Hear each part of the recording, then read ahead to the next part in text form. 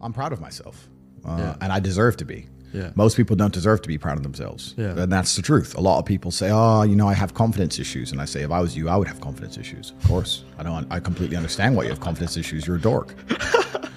But we have to be realistic here. We have to be absolutely and utterly realistic, because the world is brutal and it's harsh.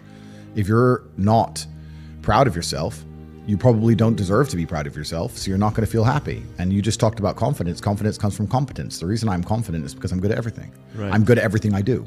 The things I'm not good at, I'm not confident in, of course. And I know what they are. I don't do them very often. I've now created my reality to the point where I don't do anything I'm not good at. You just hire. I either hire or I just don't want to do it. Like I don't play darts. Yeah. I'm not good at darts, right?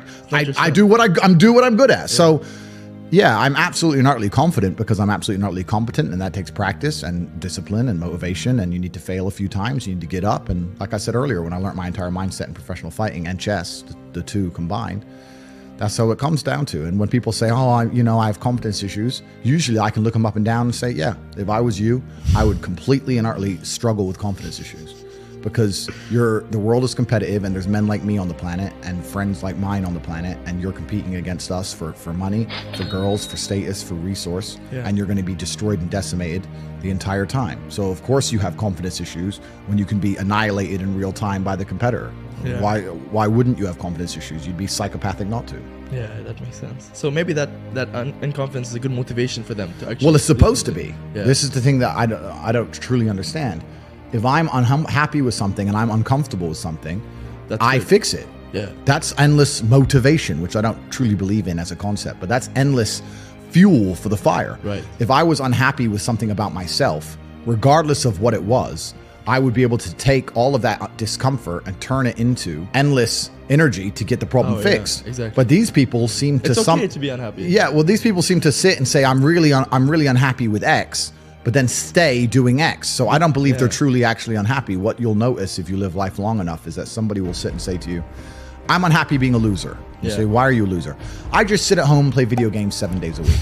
And you're like, okay.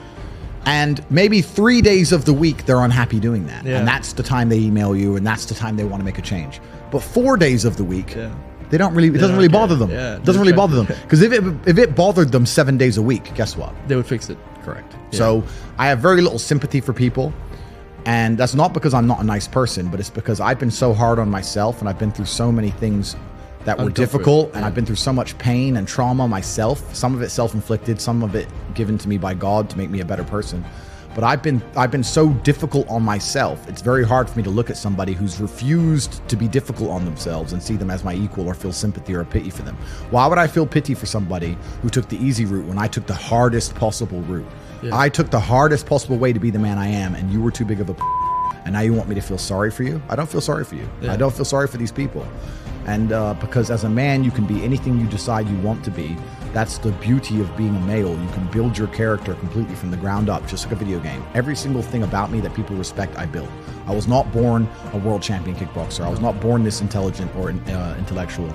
I was not born this rich. I was not born this strong. I was not born this confident. I was not born this interesting. I was not born this charismatic and humble and gorgeous and tall and strong and sexy. I was not born none of these things. I became these things myself. So I deserve all the spoils of war.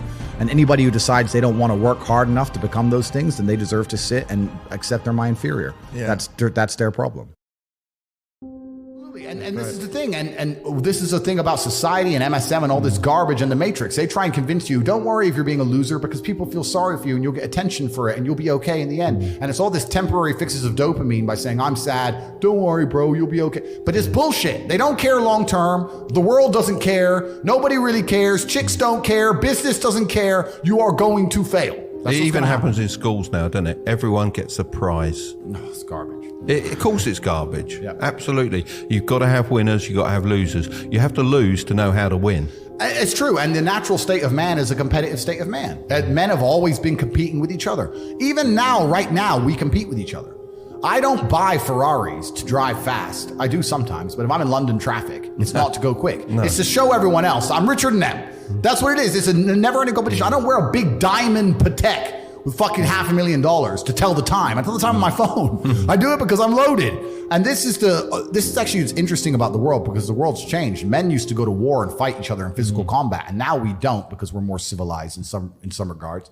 That's violence is still the bottom line of society, but we try and avoid it. Men are constantly doing combat by showing each other how we can move world with money. We're constantly in combat because of our status. 99% of what men do is for status. We want to be in good shape for status. We want the fast car for status. We want the nice house for status. We want the diamond watch. We want the hot girl. This is all for our status. Look at me. I'm the big dog. This is how we compete with each other.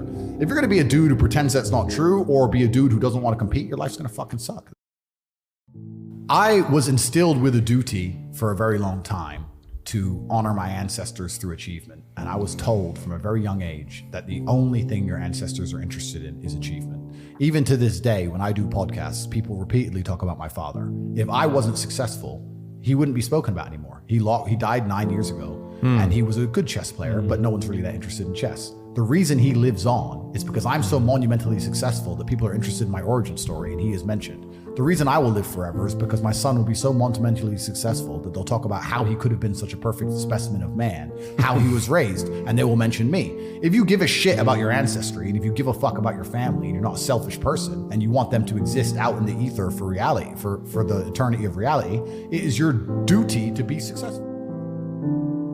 So if you love your family and you love your last name and you're proud of yourself, then you have a duty to be massively, monumentally successful, to show homage to your ancestors. I find it amazing there are people out here today who are going to sit and say, oh, I'm sad, I'm too depressed, I don't want to work hard. Do you understand that only 200 years ago, there were peasants out working a field, starving, surviving the Black Death, surviving the plague, struggling to exist just to reproduce, so that 200 years later, you can be the end of their bloodline, for you to sit on your ass and do fucking nothing. Like, you're a fuck up. You're fucking up your entire bloodline of your entire ancestry. You owe these people things. They went through hell for you to exist. You have a debt. You have a duty to pay. You have to be the best possible version of yourself. And the same to God. God loves people who try. God loves people who work hard. It's amazing if you try your very best all the time, what God will give you. He'll give it to you, anything you want, if you actually try. Not convincing yourself you try, actually try. They're different things. But yeah, I was instilled with this because from a young age, my dad said, you're a Tate. And Tates are the greatest people on the face of the planet. And there's gonna be a day I'm not here anymore, and they're gonna talk about me because of how fantastic you are. So go do your fucking job. I said, yes, sir. And here I am. Disappearing from society. It used to be like, I am Andrew, son of Emery. It was all about who you're a son of. Yes, right? exactly. And it's all vanishing now. Yeah. But you have a legacy you can build.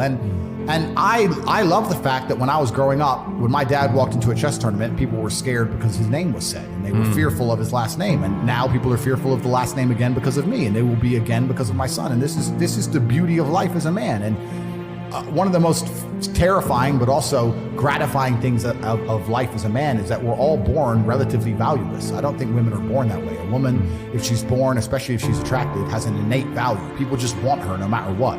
But as a man, if you're not an important man, nobody gives a fuck about you, and they're never going to care. So you have to build yourself from the ground up, and that's scary for a lot of people, but it's also a massive opportunity. You can decide if you want to be a famous musician, or a nice sensitive poet, or a painter, or a kickboxing world champion, or a businessman. You get to decide on all the different characters in the video game. You can choose, who do I want to be? And then if you actually try, you can become it. Isn't that amazing? You can wake up and go, you know what? I want to be this kind of guy.